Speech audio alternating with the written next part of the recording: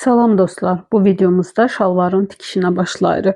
Parçanın ütülənməsi və lekalın üzərində yerləşdirib kəsilməsi düz donun tikiliş videosunda var. Eyni prosesi burada da edirsiniz. İlk növbədə şalvarın arxa cibini hazırlayırıq.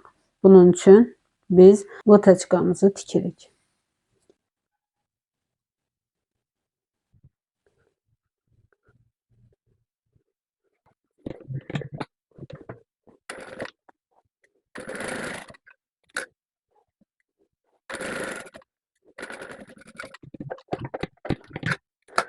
Lataçkamızı orta hissəyə doğru ütüləyirik.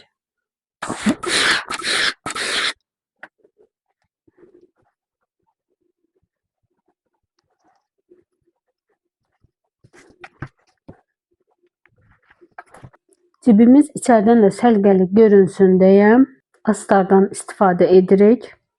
Bunun üçün başlanğıcdan son xəttə qədər ölçürük 10 sm və üzərinə 2 sm əlavə gəlirik 12 sm. 12 sm-i 2-yə vururuq 24 sm. Bizim astarın uzunluğu 24 sm olacaq. Eni isə enimiz 12 sm-dir. Hər tərəfdən 2 sm əlavə pay veririk. 4 sm, 2 sm və 2 sm. 4 sm cibin eninin üzərinə gəldiyi zaman 16 sm-dir. Bizim kəsəcəyimiz astarın uzunluğu 24, eni isə 16 sm olmalıdır.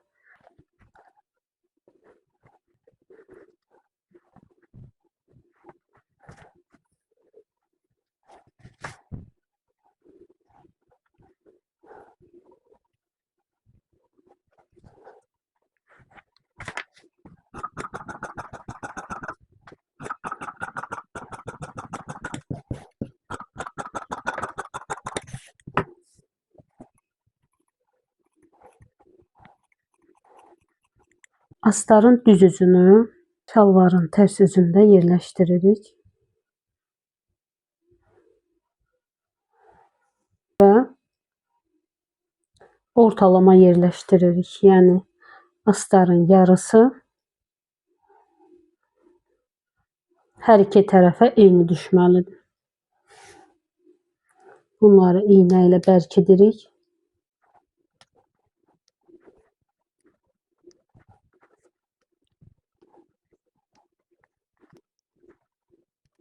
İndi isə cibimizin yerini təyin edərək həmən yerə klevoy vururuq.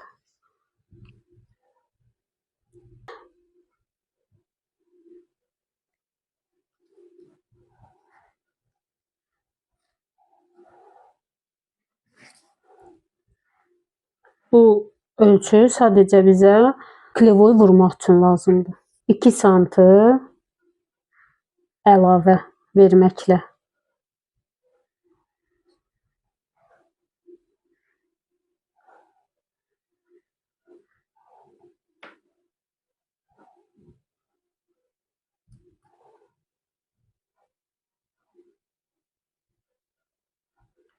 Cibimizin enini, uzununu, təxmini işarə vurduq.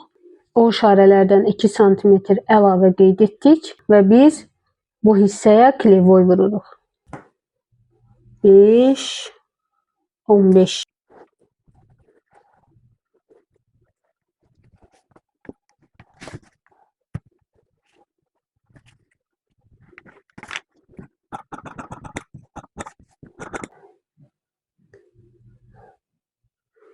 Klevoyu ütü ilə yapışdırırıq.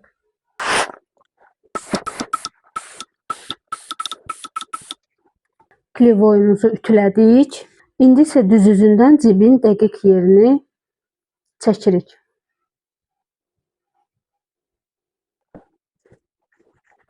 Sağa sola 6 sm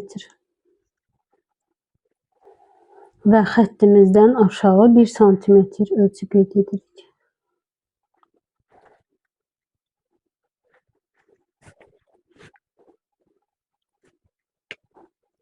Cibimizi hazırlamaq üçün müəyyən detallar hazırlamalıyıq. Bunun üçün cibimizin enini ölçürük. Sağa sola 2 sm əlavə gəlirik. 2 sm, 2 sm. Cibimizin ölçüsü 12 sm, 16 sm. Hündürlüyünü necə hesablayırıq? Cibimizin hündürlüyü 1 sm-dir və biz buna 1 sm tikiş payı əlavə edirik. 2 sm. 2 sm-i 2-yə vururuq. 4 sm. Bizim hazırlayacağımız detalın hündürlüyü 4 sm, eni 16 sm olmalıdır. İşlədəcəyimiz bu detalı şalvarın öz parçasından kəsib klevo ilə bərkidirik.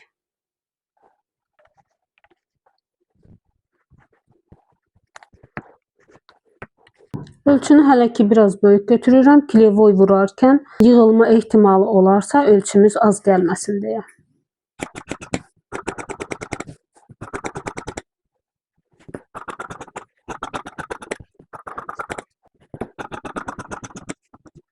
Klevoyun kleyli tərəfini parçanın tərs üzü üzərində yerləşdiririk.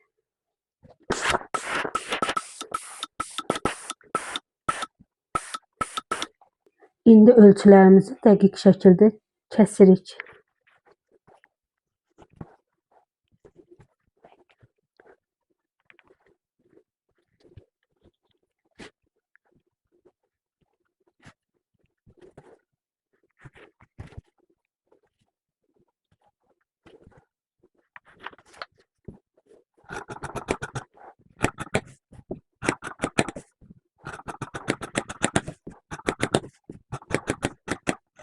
Enimiz 16 sm, hündürlüyümüz 4 sm və bunun birini 2 qatlayıb tüləyirik.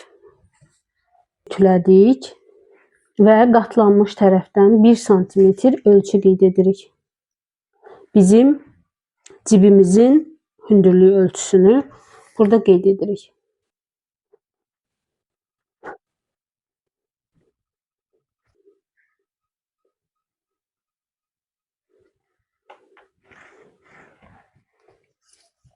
Eyni qayda ilə o biri üzündə də 1 sm ölçü qeyd edirik.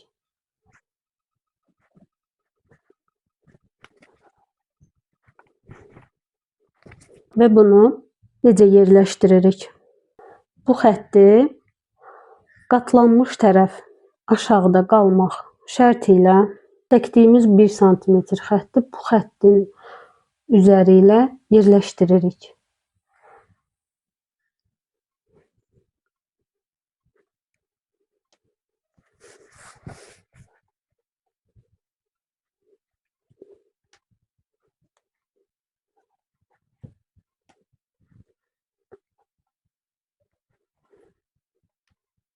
Bunu yerləşdirdikdən sonra biz cibin sonluqlarını